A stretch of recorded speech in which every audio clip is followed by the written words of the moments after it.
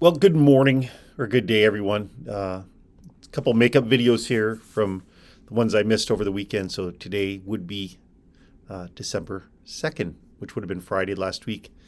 Today is Monday. So I'm just making up some time here. And Bishop Sheen is talking about culture and civilization and how we can tend to sometimes glamorize our times, sometimes beat up on our times, but never truly self-reflect on our place in our time and how we are called to act in our time, living in this moment, caring for others in this moment, and sharing the life with others in this moment. And so as we do that, we remind ourselves of a couple really important things.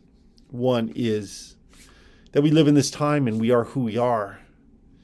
And God calls us to be his sons and daughters today, not tomorrow or not in some distant past. And sometimes we can glamorize the past.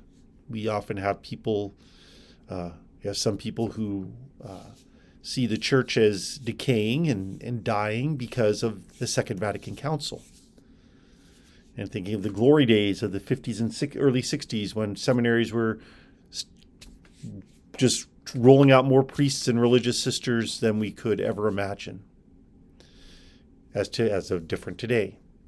Others will look back and say, gee, those people in the past were so terrible. We have their cultural genocide, all these other things, judging them by what we do today rather than what we know the past was.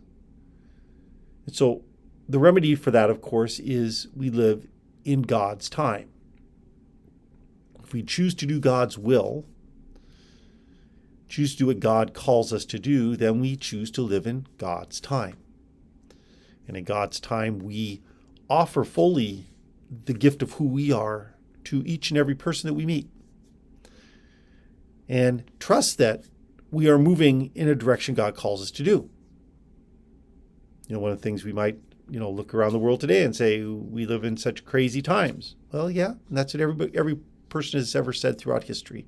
We live in such crazy times. And yet God is with us in these crazy times. So let us persevere in the race. Let us continue to be joined with the one holy Catholic and Apostolic Church as we pray for our world today. We pray for all those who've gone before us, especially those who have helped to build the church into the glorious and holy instrument of God's love and peace. Anyways, may God bless you and keep you safe, and I will talk to you again soon.